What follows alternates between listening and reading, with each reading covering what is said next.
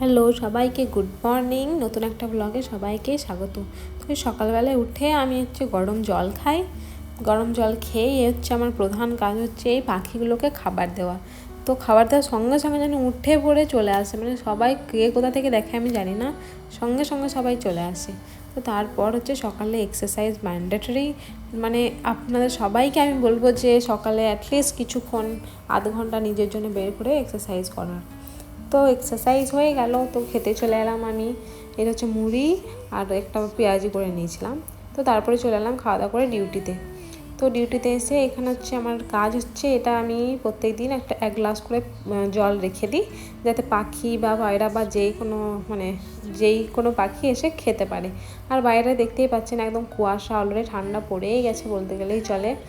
তো এইটা তারপরে এবার আমি হয়ে যাব ঝটপট করে রেডি। তো এই আমার সকালের একটা ছোট্ট রুটিন আপনার সঙ্গে শেয়ার করলাম।